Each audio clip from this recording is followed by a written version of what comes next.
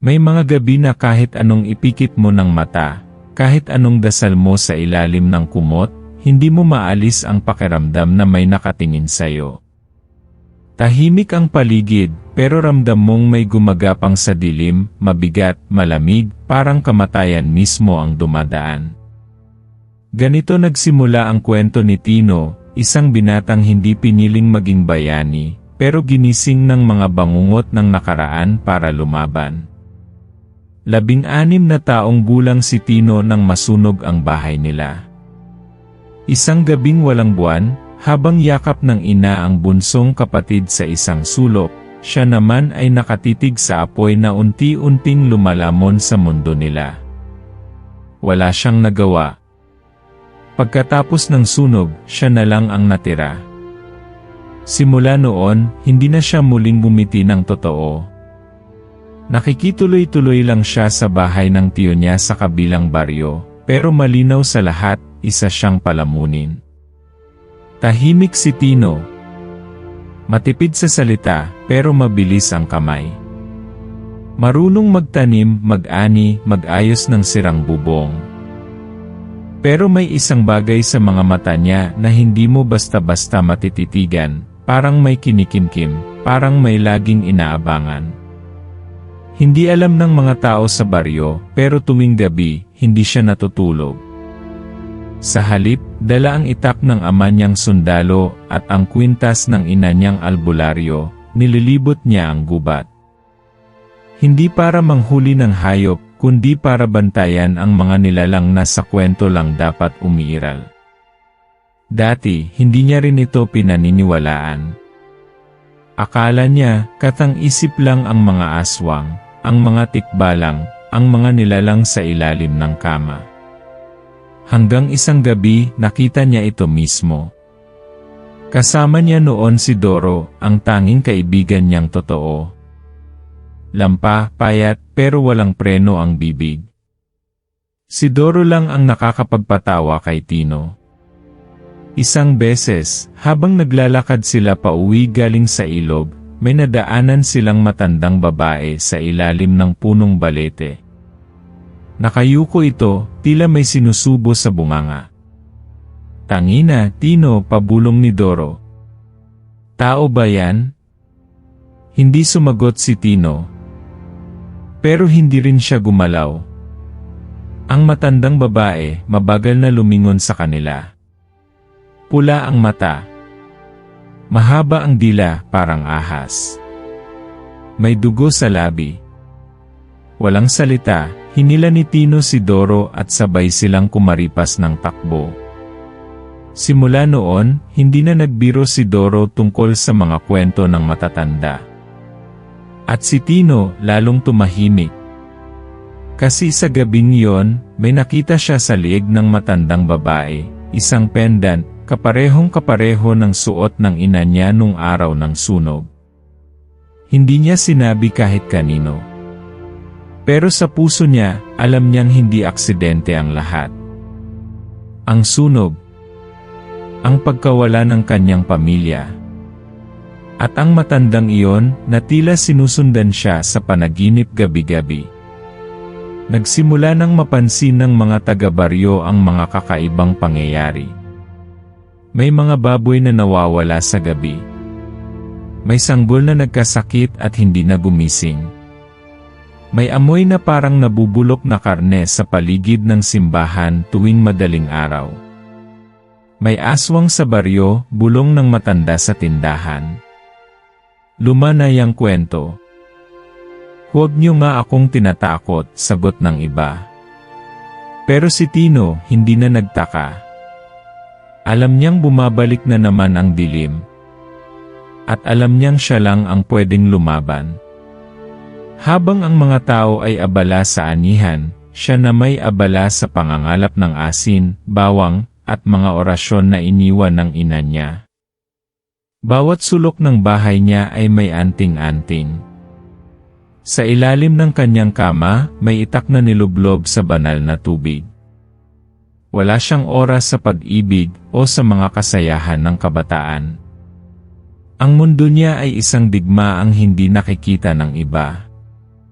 Pero hindi ibig sabihin ay wala na siyang nararamdaman. Isang gabi, habang nag-aayos sila ni Doro ng patibong sa likod ng paaralan, tinanong siya nito, "Hindi ka ba napapagod, Tino? Hindi ka ba natatakot?" Tahimik lang siya. "Alam mo," dagdag ni Doro, "kung sakaling mamatay tayo rito, gusto kong malaman mo, masaya ako na naging kaibigan kita." Hindi sumagot si Tino, pero tumigil siya sa ginagawa. Sandaling katahimikan. Tapos, mahinang tinapik niya si Doro sa balikat. "Huwag kang mamamatay," ang tanging sagot niya. Ngunit nang sumapit ang gabi ng pista, habang abala ang lahat sa sayawan at inuman, isang batang babae ang nawala. Sa gitna ng kasayahan, may sumisigaw sa kadiliman. "Si Lyra! Nawawala si Lyra!" Lumingon si Tino kay Doro. Alam na nila. Simula na naman ang isa pang gabi ng takbuhan, ng paghahabol, ng sigawan sa gitna ng gubat. Pero sa gabing ito, may kakaiba. Sa ilalim ng buwan, sa gitna ng damuhan, nakita ni Tino ang batang si Lyra, nakalutang, parang may humahawak na hindi nakikita. Sa paligid niya, may aninong gumagalaw, mabilis, matalim, gutom. Kumapit si Tino sa itak niya. Tumibok ang puso niya ng malakas. Hindi lang basta aswang ang kalaban nila ngayon. Isa itong nilalang na may koneksyon sa kanyang nakaraan. Sa sandaling iyon, tumigil ang lahat ng ingay. Tila kahit ang hangin ay natakot huminga. At sa mga matang puno ng galit at takot, nagkita muli sila, si Tino, at ang nilalang na may mukha ng isang taong dapat ay matagal nang patay. Ang nanay niya. Pero ang mga mata nito hindi na mata ng tao. Hindi ito tapos na kwento. Sa totoo lang, dito palang nagsisimula ang tunay na digmaan.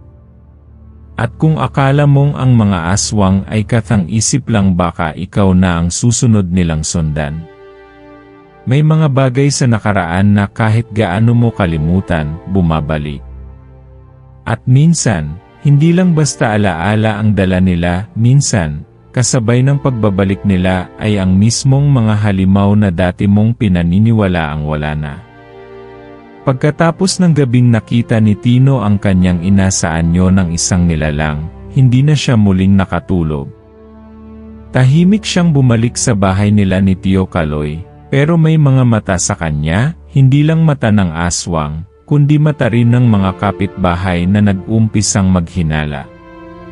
Si Aling Nida, ang tsismosang may-ari ng tindahan, napansin daw na gabi-gabi, lumalabas si Tino. Si Mang Lito, ang tanod, nagsabing nakita niya raw itong may dalang itak habang palihim na lumulusot sa likod ng kapilya. At ang iba, nagsimula ng magbulong-bulungan na baka si Tino ang nagdadala ng malas sa baryo. "Hindi mo ba naiisip, Kaloy," sabi ng isa, "mula nang dumating niyang pamangkin mo, nagsimula na tong lahat, mga bata nawawala, hayop pinapatay." Tahimik lang si Tio Kaloy. Pero nang gabi ring iyon, kinausap niya si Tino. "Anak, kung may ginagawa ka mang hindi ko alam, wag mo na lang idamay ang baryo. Kung kailangan mong umalis, umalis ka." Napatingin si Tino sa kanya. Wala siyang sinagot. Pero sa puso niya, parang may tinapyas na isa pang piraso ng natitirang tiwala sa mundo. Lumabas siyang muli ng gabing iyon, dala ang itak, patungo sa gubat sa paanan ng bundok, ang lugar na ipinagbabawal sa kanila noon pa man. Doon niya ito nakita. Isang babae. Nakalutang sa ibabaw ng ilog. Ang buhok ay parang sinag ng buwan, puting-puti, habang ang mga matay kulay kahel, parang apoy na malamig. Isa siyang diwata. Hindi siya naglakad palapit. Hindi rin siya lumapit. Pero parang may boses sa isip ni Tino na nagsabing, "Lumapit ka." Tahimik siyang lumapit, pinagmamasdan ang nilalang sa harap niya. Matagal na kitang pinapanood, Tino, anito, malumanay pero mabigat ang tinig. Anak ng tao at ng tagapagbantay. Kalahating dugo mo'y sa tao, kalahati sa tagapagtanggol. Hindi ako naiintindihan, mahina niyang sagot. Ang ina mo ay hindi ordinaryong albularyo. Siya ang huling tagapagbantay ng mutyang dalakit, isang mutyang kayang magbukas ng mata ng tao sa mundo ng mga nilalang. Pero tinaksil siya. At ang nagpahamak sa kanya ay hindi halimaw kundi tao. Napaurong si Tino. Anong ibig mong sabihin? Ang matandang nakita mo hindi siya ang tunay mong ina. Isa siyang kopya, isang aswang na ginaya ang kanyang anyo. Ginawa ito para sirain ang natitirang tiwala mo sa kanya. At ang may kagagawa nito ay ang pinuno nila, ang alingawngaw. Nanlamig ang likod ni Tino sa narinig. Ang alingawngaw, isang pangalan na sa kasaysayan lang ng mga matanda niya naririnig. Ayon sa kwento, isa itong nilalang na dating tao, nilamon ng inggit, at ngayon ay nabubuhay sa mga lihim, bulong, at takot ng mga tao. Isang aninong hindi mo kita, pero naririnig mo sa tuwing ika'y mag-isa. Bakit ako? Tanong ni Tino. Bakit ako ang pinipili niyong lumaban? Dahil dala mo ang huling mutya na hindi pa nila nasisira, sagot ng diwata. At kung mahulog yon sa kamay ng alingawngaw, wala nang makakapigil sa kanya. Mula sa tubig, unti-unting umahon ang isang maliit na bagay, isang kabibe. Luma, magaspang, pero may kakaibang sinag sa loob. Kinuha ito ni Tino, at sa paghawak niya, may biglang dumaloy na mga alaala sa isipan niya, ang huling yakap ng ina, ang isang dasal sa ilalim ng buwan, at ang tinig na nagsasabing, tandaan mo, anak, ikaw ang magtatapos ng sumpa. Napaatras si Tino, para bang nasunog ang kamay niya sa init ng katotohanan. Ayaw pa niyang paniwalaan. Ayaw pa niyang tanggapin. Hindi ako bayani, halos pabulong niyang sabi. Takot na akong magsalita sa harap ng tao. Paano ako lalaban? Hindi ang tapang ang sukatan ng bayani, kundi ang kakayahang tumayo kahit takot ka na, sagot ng diwata. Pero bago siya makasagot pa, may narinig silang kaluskos mula sa gubat. Isang sigaw. Malakas. Pamilyar. Doro. Tumakbo si Tino, iniwan ng diwata, ang mutya sa kanyang palad. Bumalik siya sa baryo. At sa gitna ng ulan, nakita niyang sugatan si Doro, may kagat sa braso, duguan, nanginginig. Aswang hingal nito. Pumasok sa bahay ni Mang Lito, di ko nakita agad, hindi pa tapos si Doro nang biglang marinig nila ang huni. Hindi ito huni ng ibon. Hindi rin ito tunog ng hayop. Isa itong mahinang tawa, hindi mo alam kung babae o lalaki, pero dumidiretso sa loob ng tenga mo, parang bulong na may kasamang lason. Napatingin si Tino sa paligid. Wala siyang nakita. Pero alam niyang naroon ito. Ang alingawngaw.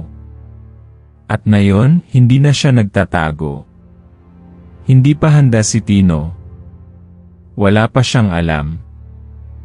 Pero sa kanyang palad, nagniningning ang mutya.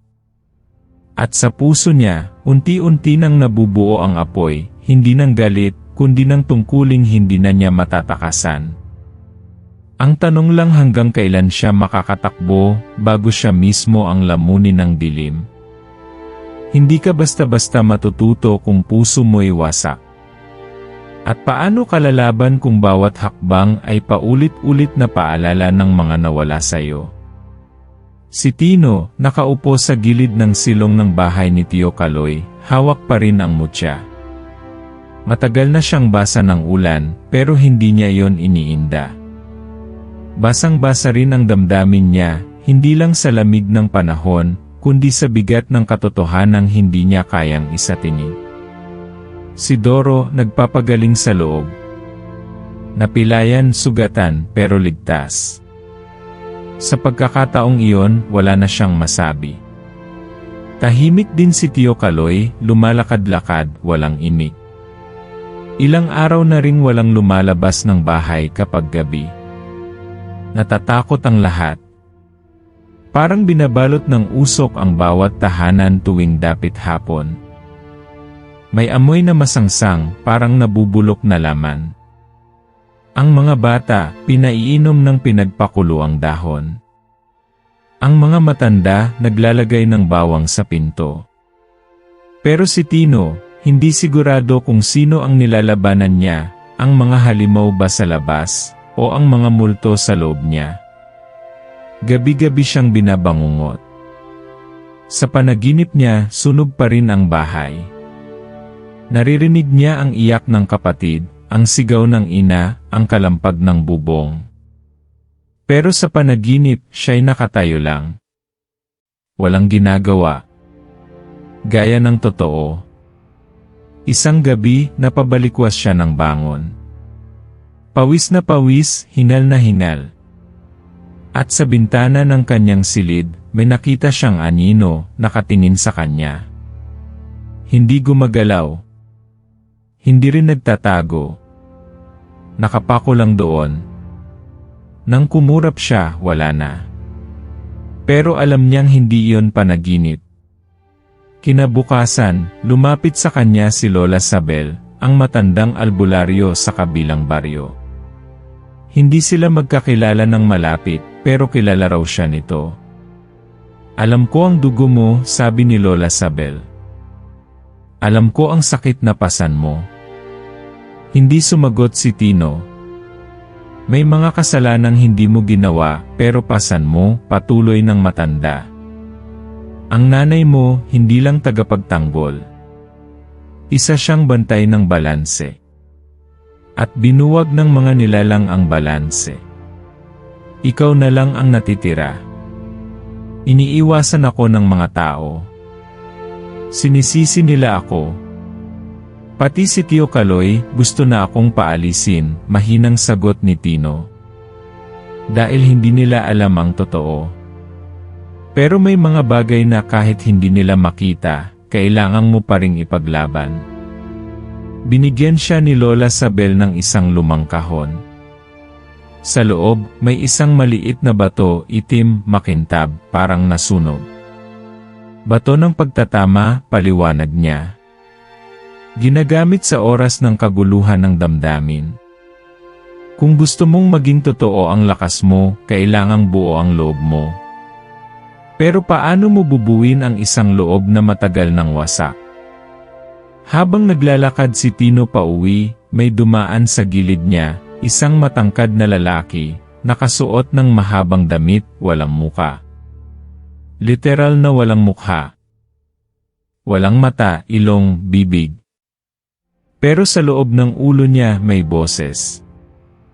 Bakit ka pa lumalaban? Wala ka namang halaga. Lahat ng mahal mo nawala na. Sino ka ba para magligtas ng iba? Tumakbo si Tino.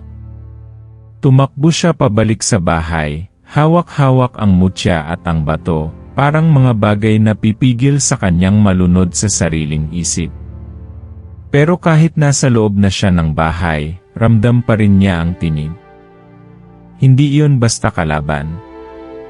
Isa iyon sa mga kasangkapan ng alingaungaw, ang salamin ng kadiliman, isang nilalang na sumasalamin sa pinakamalalim mong takot at pinakamasakit mong alaala. Sunod-sunod na araw, hindi mapakali si Tino. Nakaupo siya minsan sa harap ng kabaong ng isang matandang kapitbahay na biglang namatay. Wala namang sakit. Walang sugat. Pero dilat ang mga mata at sa bibig may itim na likidong lumalabas. Huwag kang lalapit, babala ng isang matanda. Nandito pa ang masamang espiritu. Pero si Tino hindi na umatras. Tiningnan niya ang labi ng matanda at sa ilalim ng dila nito may marka. Isa yung sinaunang sulat, pamilyar, dahil iyon ang uri ng panulat na ginamit ng ina niya sa mga lumang orasyon. Ibig sabihin, hindi lang basta-basta ang pag-atake ng mga nilalang. May hinahanap sila. May sinusubaybayan. At isa-isa, pinapatay ang mga may alam ng nakaraan. Isang gabi, habang tahimik silang kumakain ni Doro sa kubo sa bukid, biglang tumigil ang hangin. Umugong ang paligid. Parang may napunit sa hangin. At mula sa bintana, may lumipad na aninong may mahahabang kuko. Mabilis. Matulis. Galit. Napaigtad si Doro, ngunit mabilis siyang tinulungan ni Tino. Hinilan niya ito sa ilalim ng mesa, sabay sinunggaban ang itak sa pader. Nang lumapit ang nilalang, saka lang nila nakita, hindi ito basta aswang. Isang batang babae. 6 na taon siguro. Pero ang mga mata, itim na itim. Ang ngipin, matutulis. At sa lig nito may kwintas. Kwintas ng kapatid niya. Natigilan si Tino. Hindi niya alam kung atake o iiyak. Ang nilalang parang nagdadalawang isip. Tila may bahagi nitong natatandaan siya. Kuya, mahinang sabi nito. Bago pa siya makalapit, may biglang sumiklab na liwanag mula sa mutya sa kanyang bulsa. Napaatras ang bata. Napaiyak. Tila nasasaktan. At sa isang iglap, nawala ito sa hangin, parang usok na dinampian ng araw. Si Tino nakaupo, nanginginig. Hindi lang galit ang kalaban niya. Hindi lang dilim.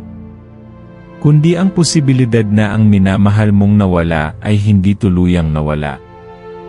At minsan, sa gitna ng digmaan, ang pinakamatinding kalaban ay ang tanong na, kaya mo ba talagang iligtas ang mundo, kung hindi mo man lang nailigtas ang sarili mong pamilya, simula ng gabing iyon. Ang gabing nakita niya ang nilalang na may anyo ng kapatid, nagbago ang lahat para kay Tino. Hindi na lang ito tungkol sa digmaan laban sa mga halimaw. Hindi na lang ito tungkol sa pagtupad ng tungkulin ng ina niya. Ito'y naging personal.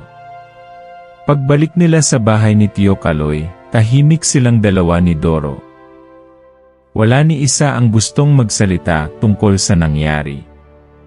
Pareho silang nanginginig, hindi lang sa lamig ng hangin, kundi sa bigat ng nakita nilang imposible, isang mahal sa buhay na binaluktot ng kadiliman. Mula noon, gabi-gabi na silang nagbabantay. Palit-palitan silang gising.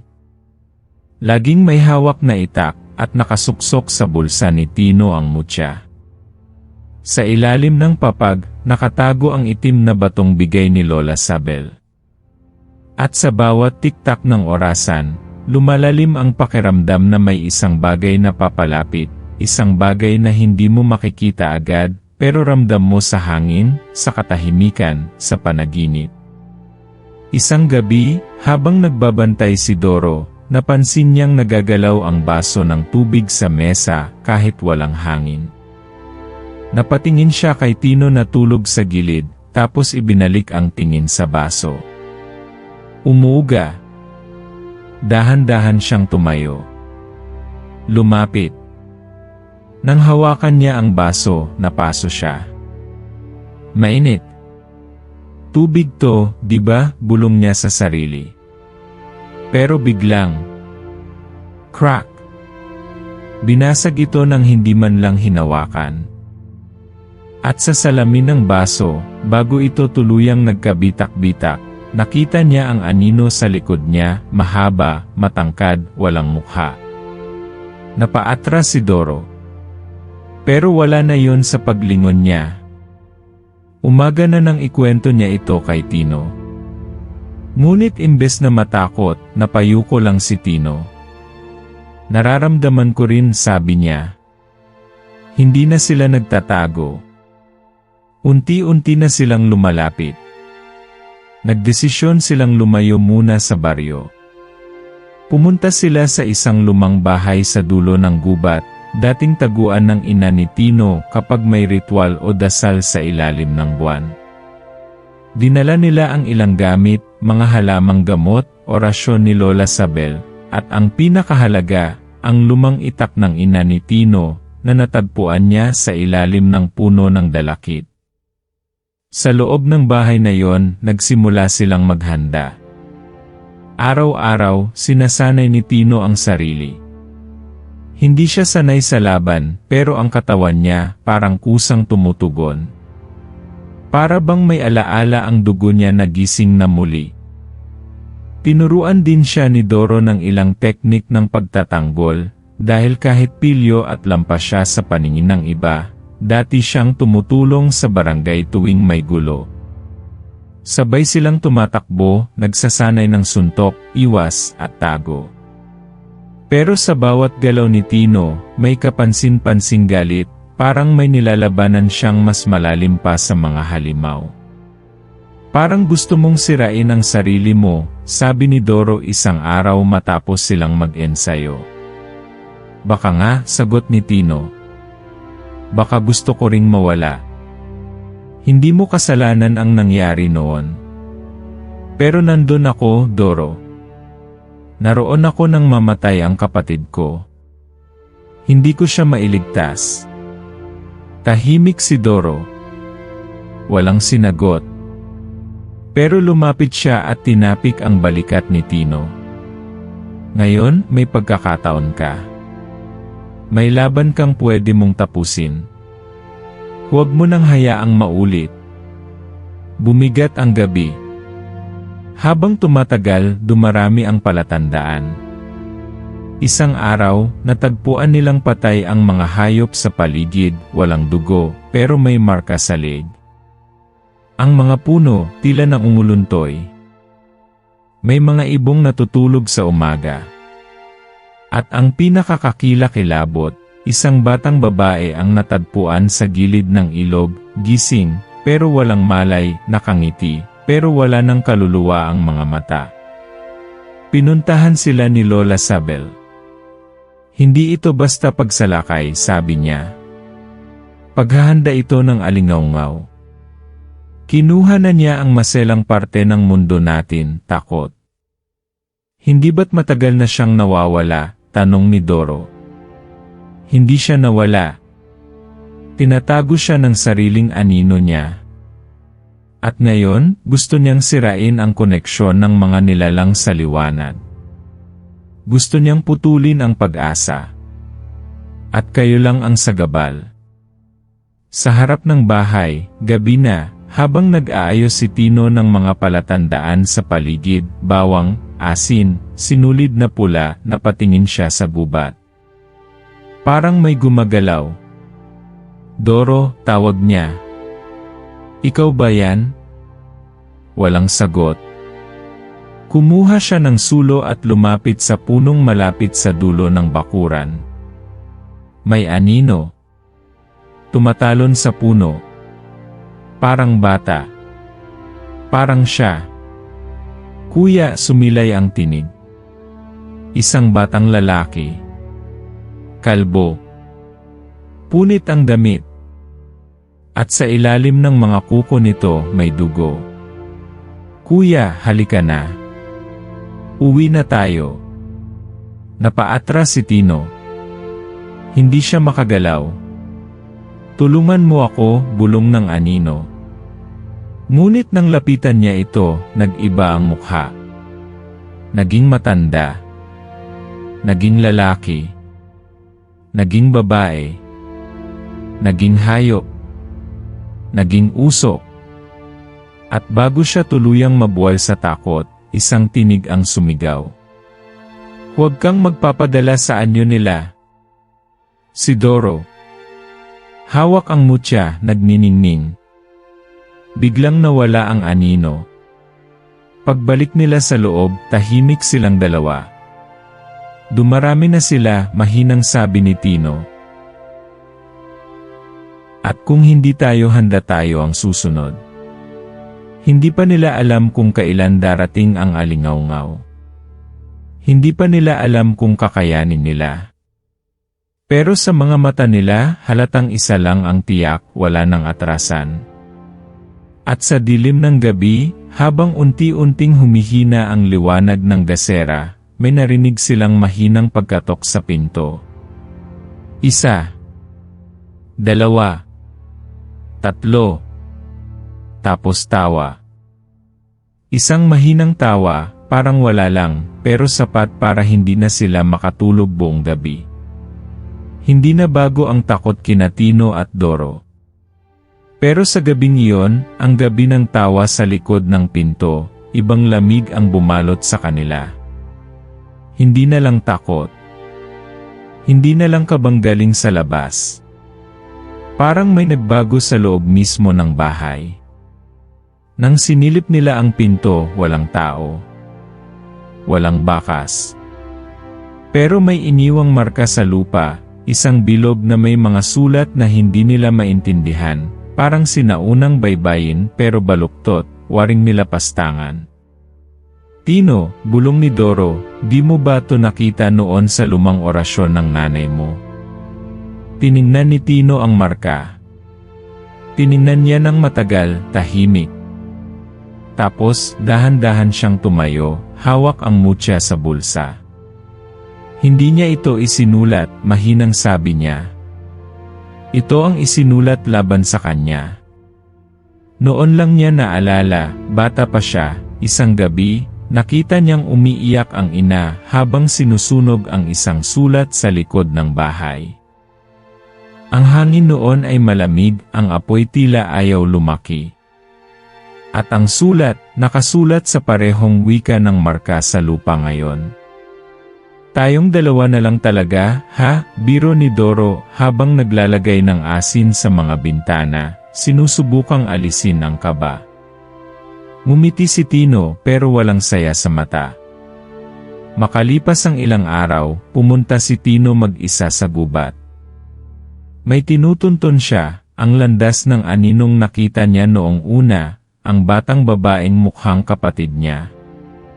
At doon, sa ilalim ng punong malapit sa ilog, may nakita siyang matandang babae, baldado, maputla, at halos hindi na gumagalaw. Nakatayo ito sa gitna ng isang bilog ng uling.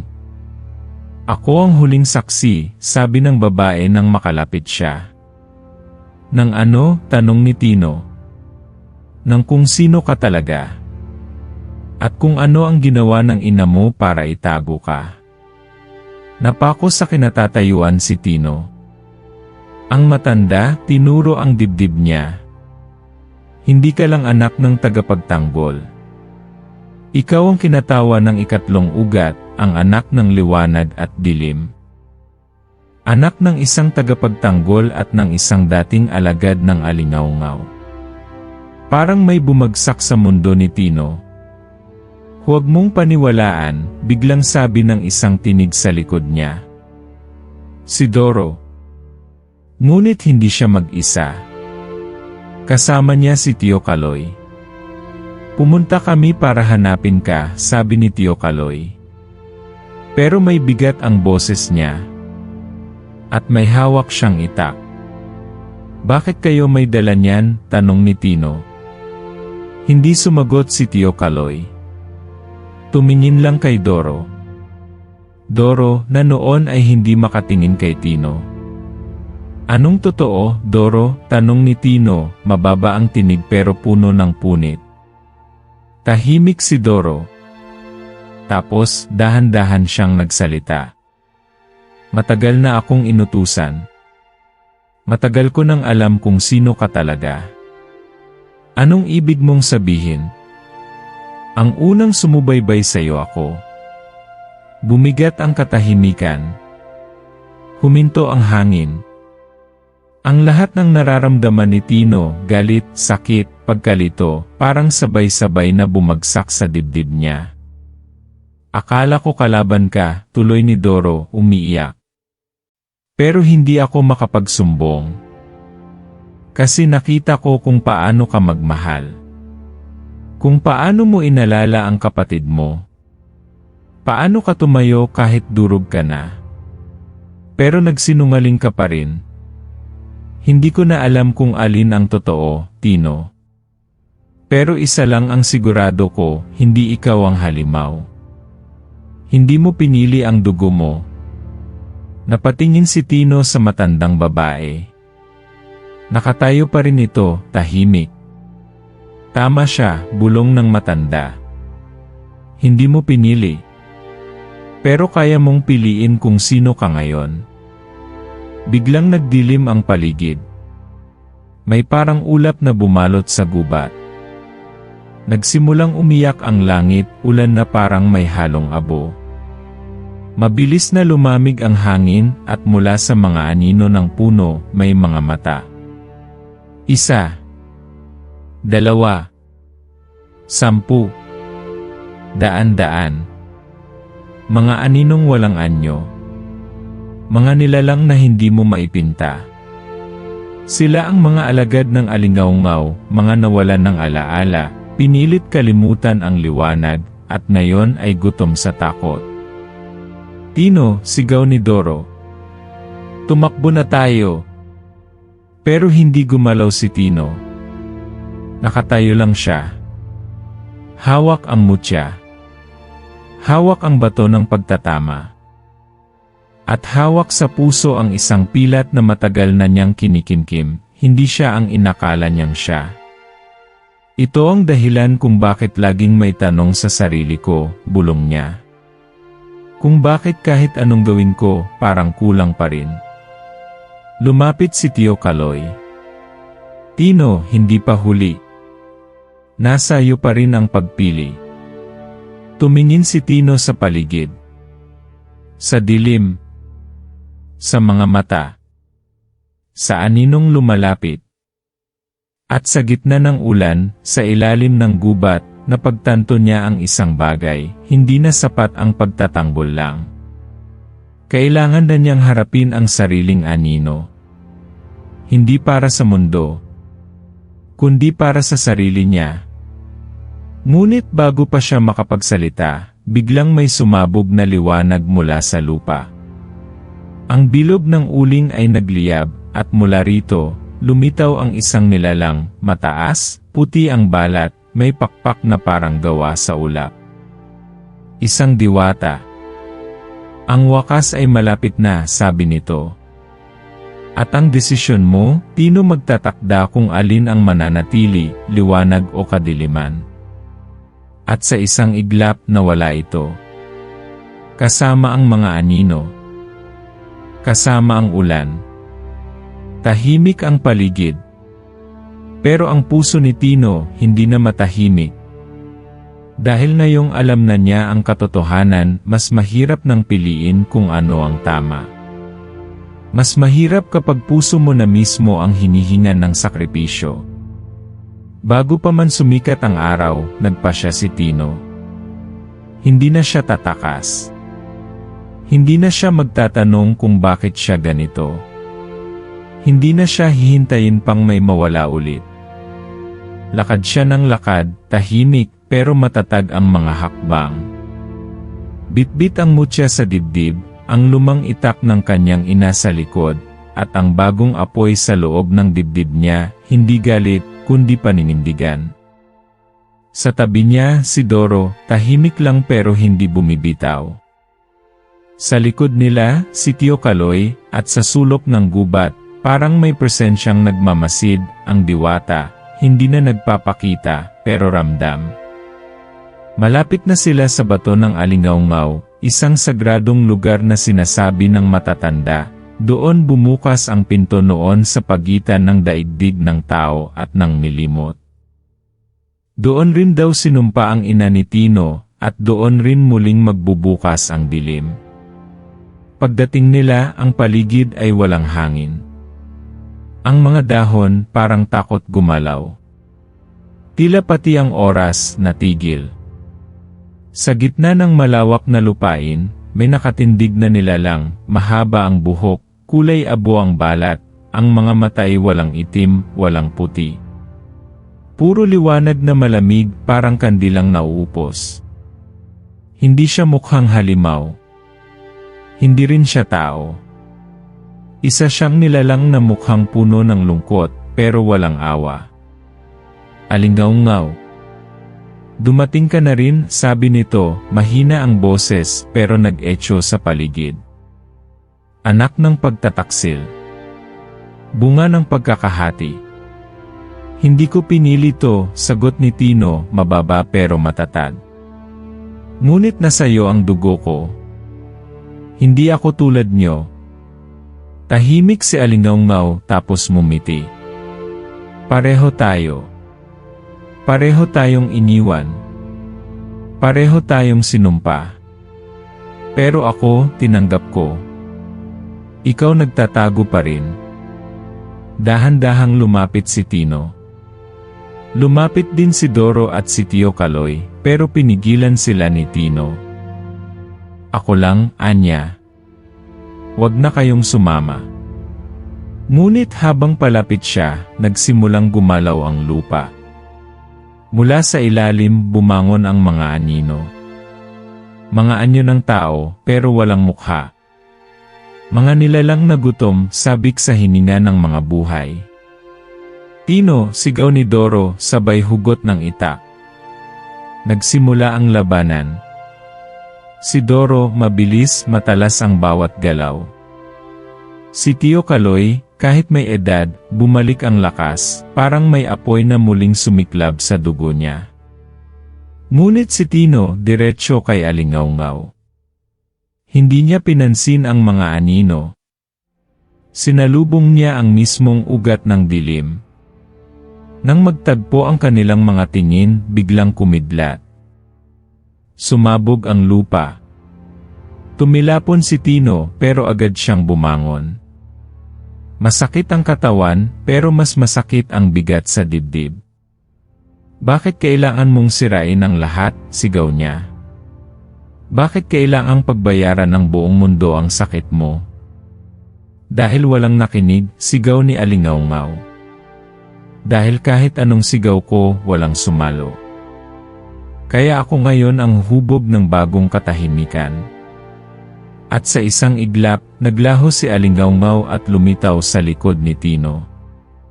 Sinalakay siya, pero bago siya matamaan, biglang sumigaw si Doro at itinulak si Tino palayo. Si Doro ang tinamaan. Napahandusay siya sa lupa. Dumudugo. Nanghihina. Doro, sigaw ni Tino, lumuhod sa tabi nito. Hindi, huwag ngayon. Ngumiti si Doro kahit namumutla. Sabi ko sa'yo, hindi mo na kailangang mag-isa. Kung ito ang kapalit sulit. Napasinghap si Tino. Wala siyang magawa. Pero sa kamay ni Doro, iniabot nito ang mutya, nagniningning, parang may sariling buhay. Huwag mong hayaang manalo siya. Hindi lang laban mo to, laban natin to, nang isara ni Doro ang kanyang mga mata, parang may pumutok sa loob ni Tino. Ang buong paligid nagliwanag. Pumutok ang hangin. At mula sa kanyang dibdib, sumiklab ang mutya, at pumasok sa kanyang balat. Biglang tumigil ang oras. Tumayo si Tino. Hindi siya halimaw. Hindi rin siya banal. Isa siyang nilalang na isinilang sa pagitan ng dilim at liwanag, at ngayon, tanggap na niya iyon. Hinugot niya ang itak. Mula sa katawan niya, lumabas ang anino ng kanyang ina, parang liwanag na umalalay sa kanyang likod. Ang diwang ng kanyang kapatid, lumitaw rin, nakatayo sa gilid, tahimik pero malinaw, at sa lahat ng iyon, hinarap niya si Alingaungaw. Muling naglaban ang dalawa. Itaklaban sa kapangyarihang walang hugis. Sigaw laban sa katahimikan. Dugo laban sa anino. Hanggang sa isang huling sipa, sinaksak ni Tino ang mutya sa dibdib ni Alingaungaw.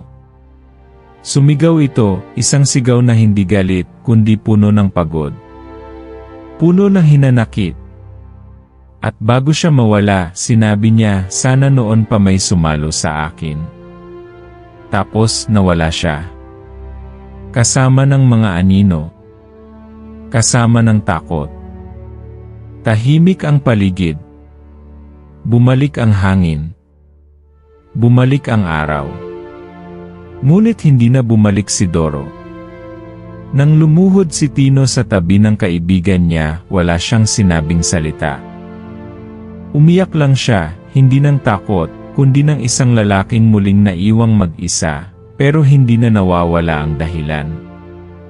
Sa huling sandali, tinanong niya ang sarili, kung may kapalit ang bawat tagumpay, kaya ba niyang ulitin ito? Hindi niya alam ang sagot. Pero habang dinadala niya ang katawan ni Doro pauwi sa baryo, isang bagay ang malinaw, hindi na siya ang binatang takot sa anino. Hindi na siya ang anak ng lihim. Siya na ang tagapagmana ng liwanag, kahit ito'y binuo sa gitna ng pinakamadilim na gabi. At sa huling sandali, habang nilalakad niya ang landas pauwi, isang bulong ang sumabay sa hangin. Tuloy ang bantay, tagapagtanggol. Hindi natutulog ang dilim. Makalipas ang ilang araw matapos ang laban sa bato ng alingaungaw, unti-unting bumalik sa tahimik na anyo ang baryo. Wala nang multong gumagala sa gabi. Wala nang aninong sumusunod sa bawat hakbang ng mga tao. Ngunit kahit tila payapa na ang paligid, hindi pa rin lubusang maghilom ang sugat sa puso ni Tino. Ipinagluksa ng buong baryo si Doro. Ang binatang dating tinutulungan lang ni Tino sa mga lakad, ngayoy tinatawag ng bayani. Sa gitna ng seremonyang ginawa sa gitna ng gabi, habang hawak-hawak ni Tino ang lumang panyo ni Doro, nagpatulo siya ng luha, hindi lang dahil sa pagkawala ng isang kaibigan, kundi sa bigat ng mga salitang hindi na niya kailanman masasabi. Salamat, bulong niya habang ang abo ni Doro ay tinatangay ng hangin. Mula noon, si Tino na ang naging bantay ng baryo. Hindi na siya tinatawag na kakaiba. Hindi na siya tinitingnan ng may takot o duda. Sa halip, siya na ang nilalapitan kapag may nararamdamang kakaiba ang mga tao. Siya na ang bagong tagapagtanggol. Ngunit sa bawat gabing mapayapa, sa bawat batang humahabol ng paru-paro sa palayan, may isang bahagi ng puso ni Tino ang nananatiling tahimik, ang bahagi ng sarili niyang hindi pa rin niya lubusang maintindihan. Isang gabi, habang nagbabantay sa may gilid ng kagubatan, muli siyang binisita ng diwata, hindi na sa anyong matayog, kundi bilang isang simpleng babae, nakasuot ng puting damit, nakapaa, may dala lang na malamig na hangin sa kanyang paligid. Tapos na ba? Tanong ni Tino, hindi lumingon. Sa ngayon, sagot ng diwata, pero ang dilim, hindi nauubos. Tulad ng liwanag, laging may usbong na bago. Napagod na ako, amin ni Tino. Kung kailan ko lang natanggap kung sino ako, doon ko lang rin nawala ang pinakamahalaga sa akin. Tahimik lang ang diwata. Tumingala ito sa langit. Minsan, ang liwanag ay hindi dumarating para iligtas ka. Minsan, dumarating ito para ipakita kung gaano ka kayang magmahal. Tumingin si Tino sa kanya. Pero anong kapalit? Isang sugat na magiging bahagi mo habang buhay. Pero isang sugat na magpapaalala kung bakit ka lumalaban. Pagkatapos ng gabing iyon, hindi na muling nakita ang diwata. Ngunit naiwan kay Tino ang isang bagay, isang bagong mutya, kulay abo at asul, tulad ng pagitan ng dilim at umaga. Dumaan ang mga buwan. Ang baryo muling namuhay sa sigla. Bumalik ang pagtawa sa mga lansangan. Ang mga bata muling tumatakbo sa palayan. At si Tio Kaloy, bagamat mas tahimik na ngayon, ay palaging naroon sa tabi ni Tino, hindi bilang gabay, kundi bilang kasama. Isang araw, isang batang lalaki ang lumapit kay Tino, habang ito'y naglalagay ng asin sa may gilid ng sapa. "Kuya Tino," sabi ng bata, "totoo po bang may aswang talaga?" Tumingin si Tino sa kanya at mumiti. "Totoo," sagot niya. "Pero hindi sila laging halimaw sa hitsura. Minsan sila'y takot na naging galit. O lungkot na hindi na ilabas." "Eh kayo po?" tanong ulit ng bata. "Kayo po ba bayani talaga?" Sandaling natahimik si Tino. Tumingin sa langit. "Hindi ko alam," sagot niya. "Pero sinubukan kong pumili. Sa gitna ng lahat ng pwedeng mangyari, sinubukan kong tumayo. Baka doon nagsisimula ang pagiging bayani." At sa saglit na yon, habang ang araw ay dahan-dahang bumababa sa likod ng bundok, tila bumalik ang tinig ni Doro sa hangin. "Huwag mong hayaang masayang ang sakripisyo. Ikaw na ang kwento ngayon." Gabi na naman. Si Tino, muling naglalakad sa paligid, dala ang itak ng kanyang ina, at ang bagong mutya na isinabit niya sa kwintas. Sa bawat daang dinaanan niya, naglalagay siya ng palatandaan. Hindi para matakot ang dilim, kundi para maalala ng mga tao kung saan sila ligtas. At sa pinakatahimik na bahagi ng gubat, naupo siya. Pinikit ang mata. Huminga ng malalim. Sa isipan niya, nakita niya ang kanyang ina nakangiti. Nakita niya ang kapatid tumatakbo sa palayan. At si Doro, hindi na duguan, hindi na malungkot, tumatawa, hawak ang isang lumang itak, sumisigaw ng, "Tino, tara na. May bagong misyon." Napangiti si Tino kahit may luha sa mata. Sa dulo, hindi niya pinili ang kapangyarihan. Pinili niya ang tao. At sa katahimikan ng gabi, habang ang mga bituin ay nagsisilipatan sa langit, narinig niya ang tibok ng sarili niyang puso. Tahimik. Matatag. Buhay. Dahil minsan, ang tunay na tagapagtanggol ay hindi ang pinakamalakas, kundi yung pinakamarunong magmahal kahit paulit-ulit siyang nasasaktan. At sa huling paghinga ng hangin, isang bulong ang muling dumaan. Sa bawat gabing may dilim, may puso pa ring naglalakad para sa liwanag.